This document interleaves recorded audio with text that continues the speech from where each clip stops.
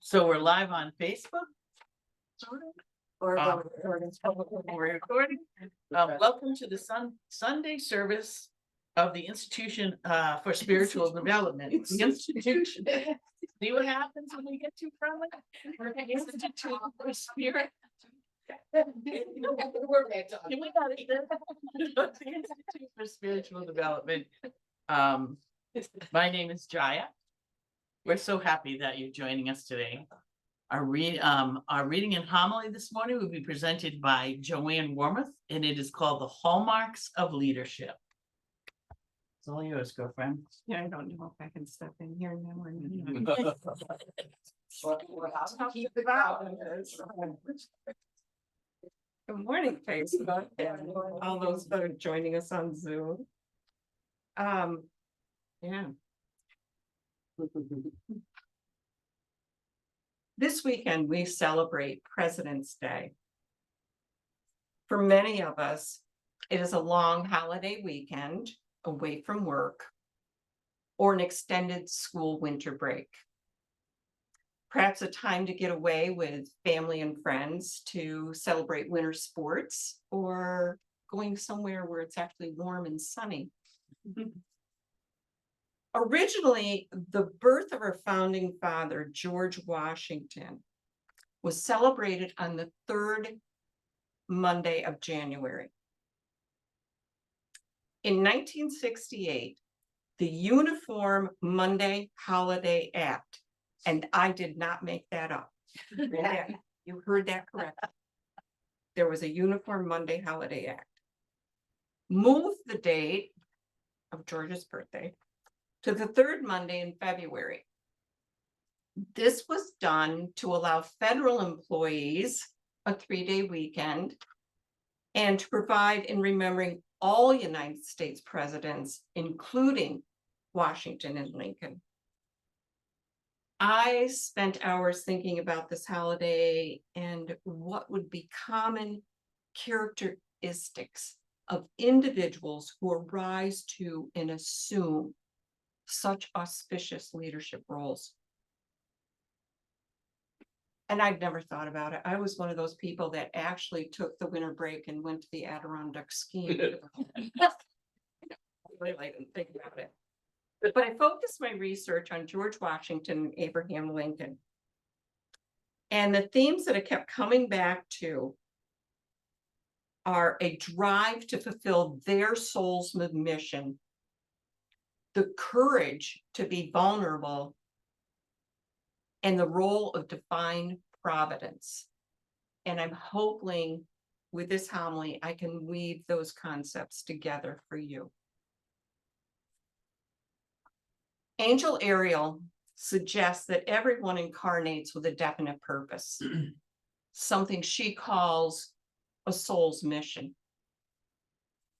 Our soul's mission brings support and service to others in accordance with a divine plan. Living our soul's mission is good for us, but it's also good for the world. Ariel suggests that our soul's mission has 5 primary parts. One of these parts is service to others. If you want to know what the other 4 are, you'll have to take a heart linking with an angel class. Some of you have.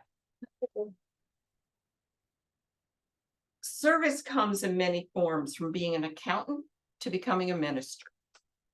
Both George Washington and Abraham Lincoln served in dynamic leadership roles during turbulent times in our history.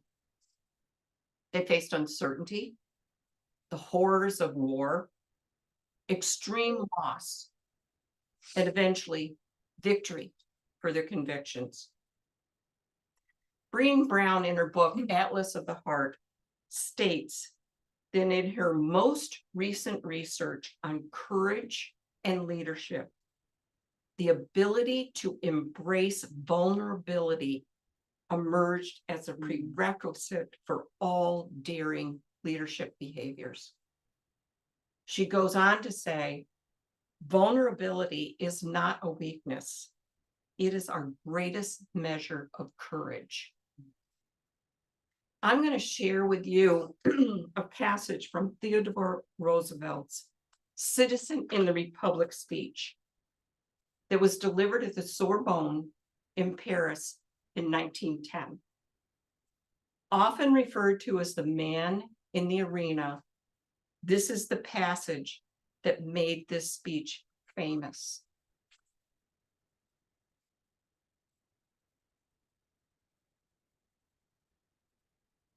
It is not the critic who counts, not the man who points out how the strong man stumbles, or where the doer of deeds could have done better. The credit belongs to the man who is actually in the arena, whose face is marred by dust and sweat and blood, who strives valiantly, who errs, who comes short again and again.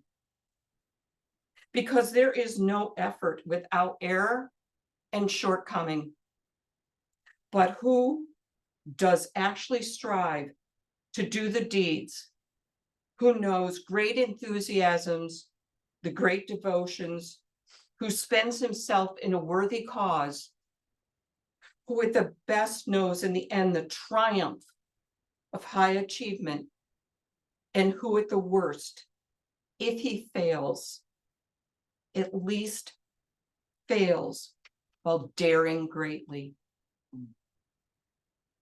Both Washington and Lincoln's willingness to engage their own vulnerability determined the depth of their courage and their clarity of purpose.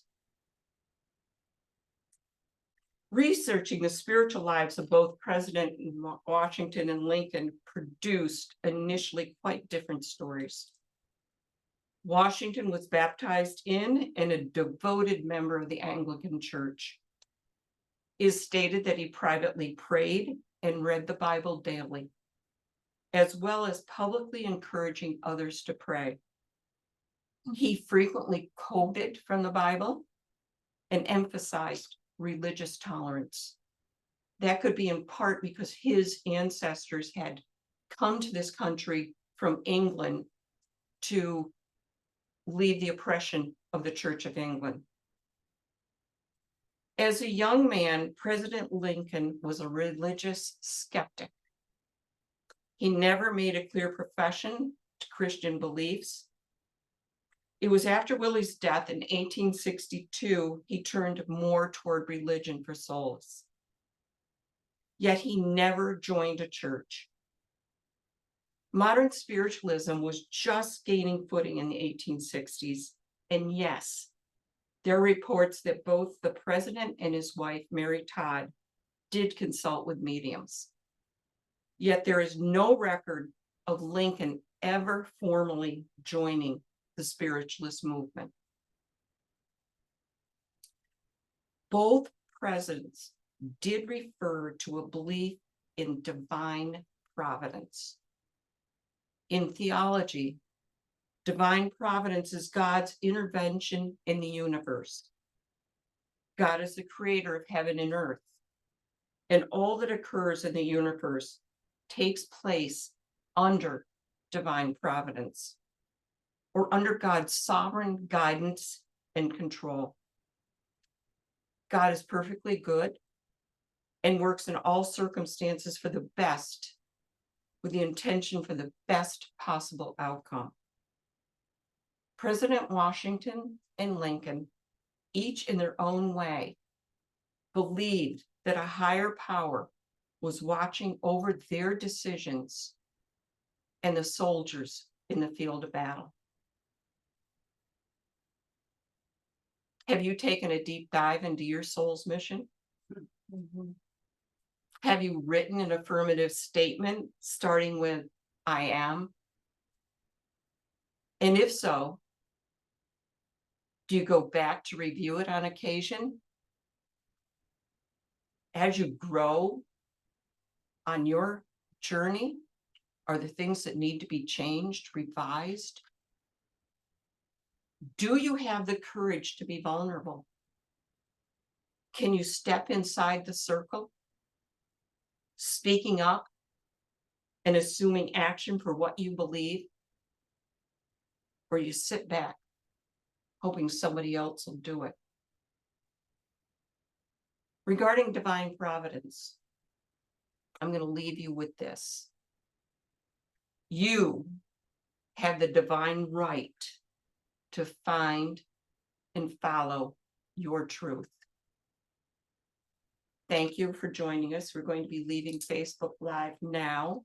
You can click on the link in Facebook, and if you want to come back and join us for the remainder of our service.